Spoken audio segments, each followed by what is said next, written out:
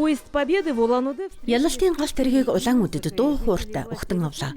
Бүгд наримдах улсын оршин суугчид болон удирдлагууд баатруудын дурсгалыг хүндэтгэн дайны жилүүдэд хүмүүс хэрхэн амьдарч байсныг үзэхээр хүрлцэн иржээ. Өнөөдөр бид түүхтэй эцэг өвгдийнхөө тулсан амьдралтай эх орныхоо болон дэлхийн бүх хүний төлөө байгуулсан тэдний агуу гавьяатай ойроос танилцах хосгүй боломжтой болж байна. Ёслолын ажиллагааны дараа зочид гал тэргийг зорилоо. Тус гал тэрэг 10 вагонтой бөгөөд вагон бүр өөрийн гэсэн түүхийг өгүүлнэ.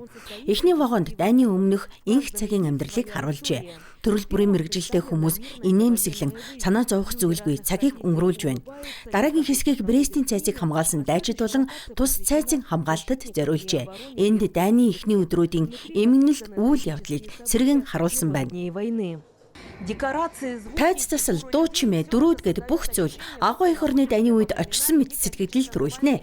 Үүдэнд зочин бүрд аудио хөтөж өгдөг бөгөөд энд бичээч Лидия тэрүүгээр тухайн онжлуудын үйл явдлыг өгүүлдэг. Хорих лагааруудад зориулсан үзмэрийг үзэхэд хамгийн хүнд байлаа. Энд хоригдлуудын хувь заяа, тэднийг нааран дээр хөвтүүлэн зөөж байгаа дүр зураг, мөн нацистуудын үйлдсэн харгислыг гэрчлэх баримтуудыг харуулжээ. Тэрчлэн өвчтөй шархагдсан хүмүүсийг асарч байсан эмч эмнэлгийн ажилтнуудын гавьяаг мөнхлөн дүрсэлсэн байна. Зочид энэ бүхнийг үзэхдээ вагонуудаар чимээгүйхэн явж байлаа. Бүх зүйл үнэхээр бодит мэт. Музей надад мэдээж таалагдсан. Гэхдээ ийм зүйлийг биеэр туулна гэдэг аимшигтай. Ялангуяа хорих лагаар хүмүүс болон хүүхдүүдээр туршилт хийж байсан хэсэг үнэхээр хүнд байлаа. Хүн бүр энд ирж үзэн энэ бүхнийг сэтгэлээр мэдэрч дайнгийг ямар аимшигтай болохыг ойлгох хэрэгтэй. Энэ үзэсгэлэнг үзэх хүн бүр зөвлөлтийн ард түмэн юуг туулж ямар бэрхшээлийг даван гарсан. Энэ ялалт ямар их хүнээр олдсныг харах нь чухал юм а. Энэхүү үзүүлэнг юуны өмнө залуучуудад зориулан бүтээжээ. Ингэснээр тэд түүхийг зөвхөн сурах бичгээс бус ийм үзмрээр дамжуулан судлах боломжтой. Аяллаа дараа хүүхдүүд сэтгэгдлээ хуваалцлаа. Тухайн үед маа цэргүүдэд үнэхээр үнд байсан. Ийм зүйл дахин бүү давтагдаасаа гэж би хүсэж байна. Мэдээж дэлхийд дайн огт гарахгүй бүх зүйл сайхан байгаасай. Үзэсгэлэн маш сайн болсон. Надад таалагдлаа. Тухайн үед хүмүүс хэрхэн амьдарч ямар хүнд бэрхийг туулж байсан ихээхэн сэтгэл төрүүлсэн. Үзэсгэлэн 6 дахь жилдээ орон даяар аялж байна. Хүссэн хүн бүр Поезд Победы цэг РФ төслийн захим хуудсанд урьдчилан бүртгүүлж үнэлбэрийг үзэх боломжтой. Поездпобеды.рф. Валентина Цыбикова, Даниил Щербаков, Новости дня.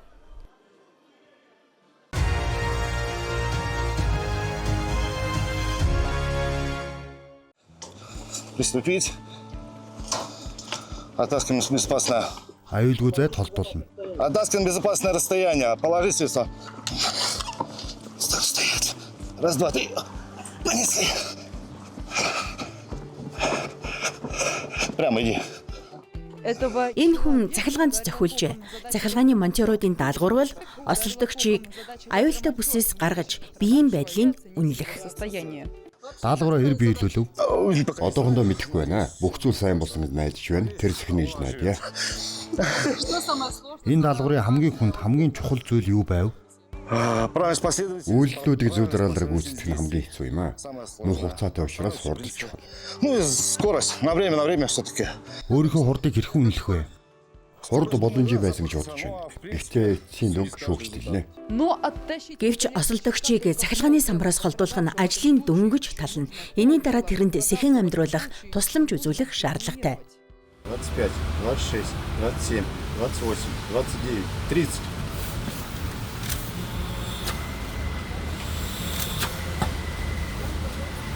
Раз, два, три, четыре, пять. Энд хамгийн гол нь хавиргааг нь хуулахаас болгоомжлох хэрэгтэй. Гарыг нь зөв байрлуулж амьсгалах дасгал хийх шаардлагатай. Дөрмийн дагуу цээжийг 30 удаа шахаад 2 удаа амьсгалуулна. Тэгээд л үргэлжлүүлэн ажиллана. Хэрвээ хавиргааг нь хуулбал манекенаас барсан тооцогдно. Уралдаан хэд хэдэн үе шаттай. Оролцогчид сэхэн амьдруулах тусламжаас гадна тоног төхөөрөмжөд гарсан галыг хэн хамгийн чанартай унтрах, цэцэрлэгт хүрээлэнгүүдийн гэрэлтүүлгийг хэн хамгийн хурдан зөв угсрах зэргээр өрсөлдөнө. Угсарсан гэрлүүд нь тэр газартаа үлдэх бөгөөд улаан үдэд өрсөлдсөн мэрэгжилтнүүдийн нэг төрлийн дурсгал болох юм. Тэмцээний зохион байгуулагч талын хувьд бид нарийн бэлтгэл хийх боломжтой байсан. Бусад оролцогч биднээс асуух хэрхэн илүү сайн, зөв, хурдан гүйцэтгэх талаар туршлагаасаа дуртай хуваалцж байна. Как быстрее выбежать по времени. Хот хөгжиж байгаа нь харагдаж байна. Маш эрчимтэй хөгжиж байна. Сэтгэл үнэхээр өндөр байна. Тус уралдаанд нийт 13 баг хүрэлцэн иржээ. Оролцогчдын газар зүйн хүрээ Москвагаас Ташкент хүртэл үргэлжилнэ.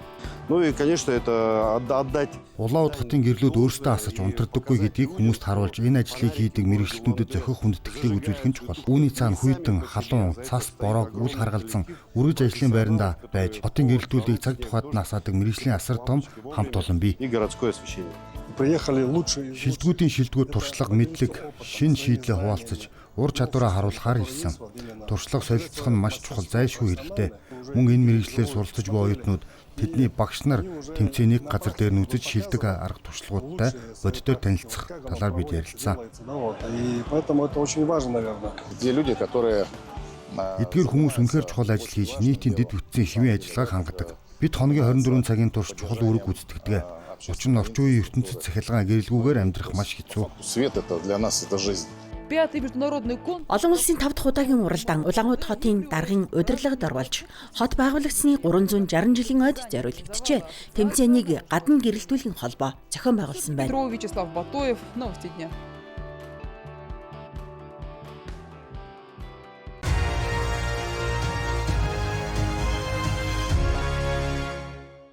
Анастасия Иванова бол амтад нарийн бов хийж тэрнийг тун өвөрмөц аргаар хүргэдэг эрхүүгийн бүсгүй. Тэрээр захиалгыг хайрцагт хийж олсоор тагтнаасаа буулгаж өгдөг. Энэхүү бүтээлч төсөл нь өсгүй талах хэмээх хошин нэртэй. Энэ нэр Анастасиягийн хайртай Варя мууртай холбоотой. Өслөг хөөрхөн муурны дүр төрх төсөлд гэрийн дулаан уур амьсгал нэмж өгдөг бол Анастасия өөрийн хийсэн нарийн бов бүрд гэр бүлийн халуун дулаан сэтгэлийн нэгэн хэсэг шингэсэн гэдэгт итгэдэг. Санкт-Петербург, Москва болон бусад том хотод ийм зүйл хийдэг залуусаас би урам авсан. Тэд тагтнаасаа янз бүрийн гоё бүтээгдэхүүн, ер нь хоол хүнс буулган өгдөг нь надад санаа төрүүлсэн. Нэлээд бүтээлч санагдсан. Гэхдээ бусдыг давтахгүй өөрийн гэсэн зүйл хийхийг хүссэн юм. Миний хийдэг зүйл бол талах фокача. Үнэхээр дуртай учраас л үнийг хийдэг. Ямар нэгэн шин зүйл дуршиж үзхийг хүсээд блочка хийхээр шийдсэн юм. Ингээд үхрийн нүд, нэрэс, гүзээлзгэнтэй буулжиг болон бусад амттан бий болжээ. Захиалгыг ням гараг бүр олгодог. Харин тэрнээс өмнө бэлтгэл ажлаа бацаана. Бүсгүй энэ ажилдаа маш хариуцлагатай ханддаг. Бүх бэлтгэлийг урьдчилан хийдгээ орцоо бүтээгдэхүүнийг худалдаж авахаас эхлээд жимсээ хүртэл өөрөө сонгодог. Би жимсээ байн авдаг газартаа өөрийн биеэр очиж худалдаж авдаг. Учир нь бүтээгдэхүүн үнэхээр сайн, чанартай гэдгийг нүдэрээ харах нь надад ч чухал юм. Төслийг зуны сүүлээр дуусгахаар төлөвлөж байсан ч Анастасия намрын эхний өдрүүдэд хүртэл үргэлжлүүлэх талаар бодож байна. Мөн олсон орлогоо буйны үйлсэлд зориулан муур асрах газарт хандивлахаар төлөвлөжээ. Ингэснээр нарийн бовтой энэхүү гэгээлэг санаа хотод сайн үйлсийн хэлхийг эхлүүлэх юм. Собейникова, Артур Щупкин специально для программы «Новости».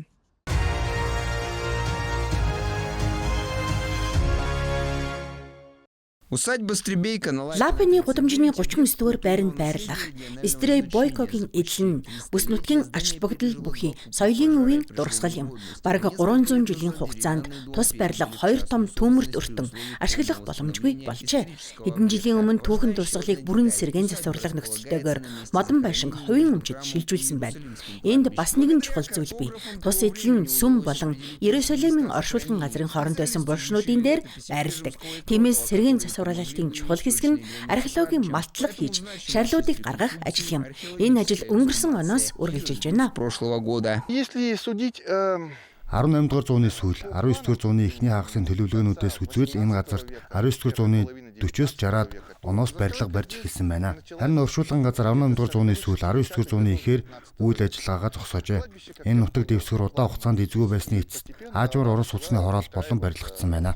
говоря, жилыми кварталами. Благодаря картону Тухайн үеийн газрын зургуудын тусламжтайгаар оршуулгын байршлыг нарийн тогтоож чаджээ.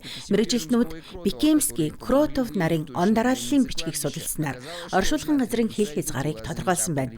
Ингээд эдлэнгийн талбайн 3-1-ийг булш эзэлж байгаа нь тогтогджээ.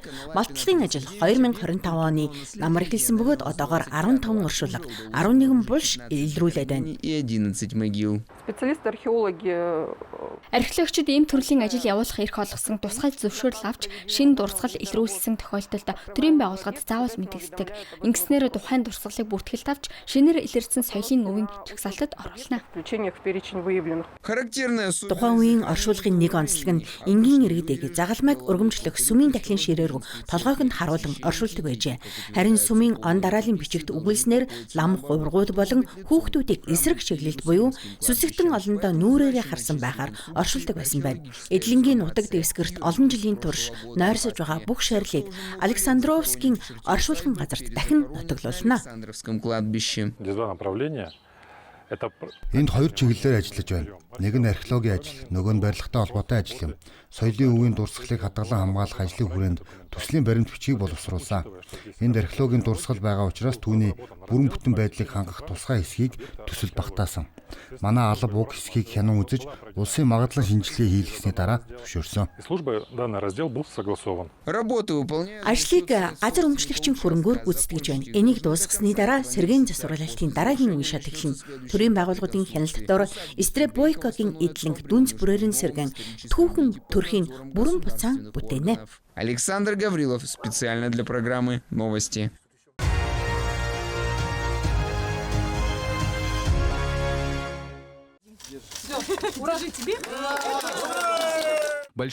Сухотоны их жим албан ёсоор нэгдлээ. 19 км үргэлжлэх энэ замаар аялахдаа археологийн 18 дурсгалтай танилцах боломжтой. Төслийг хэрэгжүүлэгчид сэдвчилсэн 4 хаалга бүхий тойрог маршрутыг байгуулжээ. Энд амралт зориулалттай 80 гаруй цэг бий. Майхан барих том одон давцсан бүхий, отоглох хэсэг, савлуур, хүүхдийн тоглоомын талбайнууд байгуулсан. Өвөр байгалийн хязгаарт ийм төсөл анхудаа хэрэгжиж байгаа бөгөөд олонний сонирхлыг татна. Бид өвөр байгалийн хязгаартаа үлдэхээр сонгосон сургуулаа медальтай төгссөн хүүхдүүдэд нээлттэд урьсан. Энэ бүх орон зайг энд амьдарч нутгаа хөгжүүлэх хүүхэд залуусынхаа төлөө байгуулж байна. Сургуулаа алтан медальтай төгсгөж, Читагийн Ангаах ухааны академид элсэн орсон Беликто Табаев нээлтийн зочдын нэг байлаа. Тэрний хувьд Сухотны жим зүгээр нэг аяллалын маршрут бус хүч энергийн олж авдаг онцгой газар юм. Орой дээр ихээ овоо бий. Буддын шашинднууд жил бүр тэнд цуглан ном хурдаг. Хүмүүс уулыг тойрон оролдог байсан. Миний эмээч үүнд оролцсон. Тэр энэ жимийг анх гаргасан хүмүүсийн нэг. Ингээд Сухотны жим буддын шашны мөргөлийн жимтэй огтлцдог болсон. Одоо Беликто 19 км-ийн маршрутыг бүхэлд нь туулж үзэх зорилго тавьсан байна. Өвөр байгалийн хязгаарт суралцаж амьдрахаар шийдсэн Виктория Карпавач мөн адил энэ замыг туулахыг хүсэж байна. Манай угсаатны цэцэрлэгт хүрээлэн өөрийн гэсэн өрнөө цанцлагтай гэж боддгоо. Энтхийн үзэмж үнэхээр гайхалтай. Байгаль нь маш үзэсгэлэнтэй. Харахтал сэтгэл сэрхэтгэ. Сухотны их жимийг Алс орнуудын бусад аяллалын жимийн нэгэн адил Оросын холбооны улсын ерөнхийлөгч, Алс орнуудын холбооны тойрогдох бүрэн эрхэт төлөөлөгч Юрий Трутневийн даалгавраар байгуулжээ. Өвөр байгалийн хязгаар болон Оросын өөр 9 бүс нутагт ерөнхийлөгчийн Алс орнуудын нэгдсэн татаасын хөрөнгөөр төлөвлөсөн ажлуудаа бүрэн хэрэгжүүлсэн байна. Энэ төсөл цаашид үргэлжлэн хөгжиж аялал жуулчлал шинжлэх ухаан болон тохичлтын чиглэлээр өргөжнө. Дараагийн үештүүдийг хэрэгжүүлнэ. Эх орон өнөө цагийн хүмүүс түүх өвөг дээдсээ хайрладаг хүмүүсийн нөхөрлөл улам бат бөх өргөн үрээтэй өнөр олон болоосаа гэж хүсэж байна. Нээлтийн баярын мэнд хүргэе. Сухотны их жимээр жилийн 4 улиралд аялах боломжтой. Тус маршрутыг жилд 30 мянган хүн зорих төлөвтэй байна.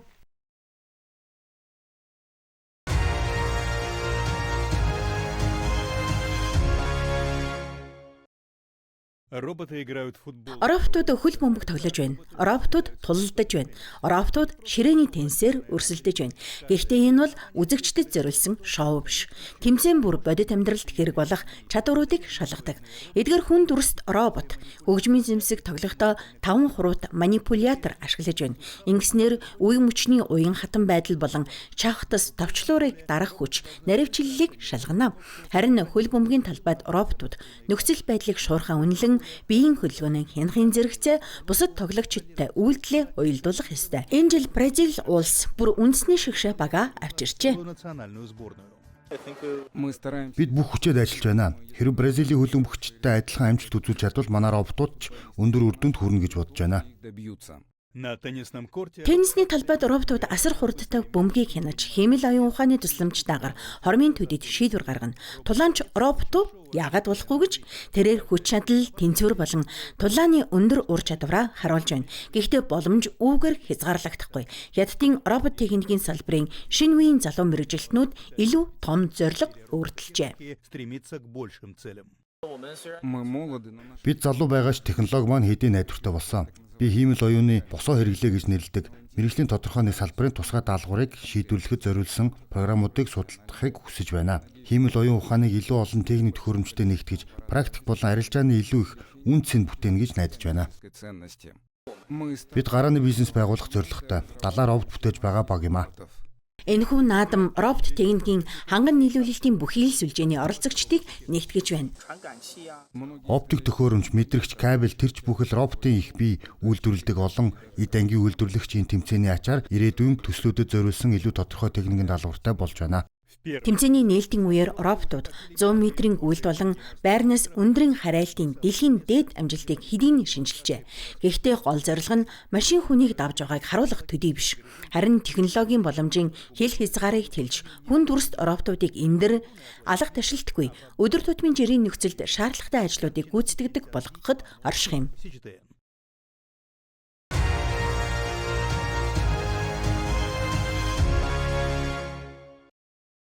Дэлгүүр хэсгээр ирээд оройн хоол идэж, пиклбол тоглох, эсвэл тижээвэр амьтантайгаа цагийг өнгөрүүлэх боломжтой. Шанхай худалдааны төвүүд үйлчилгээний шинэ хэлбэрүүдийг идэвхтэй нэвтрүүлж байна. Энийн нэг жишээ нь баруун эргийн шинжлэгдсэн GetM зохицолбор юм. Үндсэн үйлчлүүлэгчид нь ажил эрхэлдэг хотын залуус учраас уламжлалт дэлгүүрүүдээс гадна ресторан, спортын талбай, амралтын орон зайг энд бий болгожээ. Худалдааны хэлбэрч мөн өөрчлөгдөж байна. Захимаар хэлбэрхэн захиалж болох барааны оронд өөрөмц брэнд болон өөрийн гэсэн түүхтэй бүтээгдэхүүнийг зочдод санал болгодог. Тухайлбал энэхүү аяг тавгийг баран эдлэлийн уламжлалаараа алдартай Италийн Нове хотод гар аргаар үйлдвэрлэдэг. Энэ аяг тавны загварыг Италийн их бэлт хорноос санаавч уламжлалт технологиор үйлдвэрлэсэн шавар палн нь хоёулаа Италиас гаралтай. Баран эдлэлийн өвөрмөц харан хүртэл жухам энэ нутгийн онцлог юм. Харин энэ дэлгүүр зөвхөн бараа бүтээгдэхүүн бус амьдралын тодорхой хэв маягийг санал болгодог. Цэцгийг гар урлалын эд зүйл болон гэрийн үнэртгүүлэгчтэй хослуулан худалдаалж байна. Манай цэцгүүдийн олонх нь өрөөц хэлбэртэй. Хальс болон жимсээр гар аргаар хийсэн хонхнууд тайвшруулах уур амьсгал бүрдүүлдэг. Харин байгалийн самар жимсийг эфирийн тосны үнэр түгээгч болон ашиглаж болно. Худалдааны төвийн орон зайг зочдын амьдралын хэв маягт нийцүүлэн тогтруулжээ. GetM тижээвэр амьтантай үйлчлүүлэгчдэд нээлттэй. Дэлгүүрүүд ч залуу эзэд болон тэдний тижээвэр амьтдад зориулсан барааны нэр төрлөө нэмэгдүүлж байна. Энэ худалдааны төв тижээвэр амьтантай зочдод нээлттэй. Тиймээс бид тижээвэр амьтны ор, хувцсны шүүгээ зэрэг барааныхаа нэр төрлийг цаашид улам нэмэгдүүлэхээр төлөвлөж байна. Хампуучин мөрний нөгөө эрэгт байрлах худалдааны төвүүд ч үйлчлүүлэгч татах өөрсдийн арга барилыг эрэлхийлж байна. Будаан дүүргийн орон сууцны хорооллуудад гэр бүлийн чөлөөт цагт онцгой анхаардаг. Энэ зүүн тэдгэрийн нэгэнд алдартай гүлгнүүдийн эргүүл хүүхэлдэйн цувралаас сэдвэлсэн үзэсгэлэн хятадд анхудаа нэгджээ. Миний хүү гүлгнүүдийн эргүүлд дуртай учраас бид энэ үзэсгэлэнг зорж ирсэн. Энд цэлгэр тохилог бөгөөд эцэг эх хүүхдүүд хамтдаа хийх олон зүйл бий. Машин зогсоолч асуудалгүй.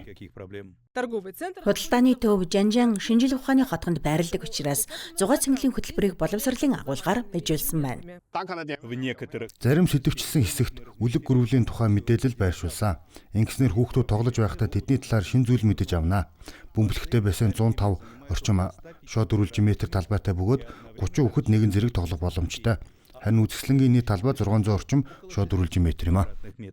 Хотын худалдааны хорооны мэдээлснээр зөвхөн 6 дугаар сард 100 гаруй брэнд Шанхайд анх дэлгүүрээ нээжээ. Эний зэрэгцээ зөвхөн дэлгүүрийн тоо бос худалдааны төвүүдийн хэлбэрч өөрчлөгдөж байна. Уламжлалт худалдааг амралт, зугаа цэнгэл, харилцааны боломжтой хослуулан тэдгээрт зориулсан орон зайг улам нэмэгдүүлжээ.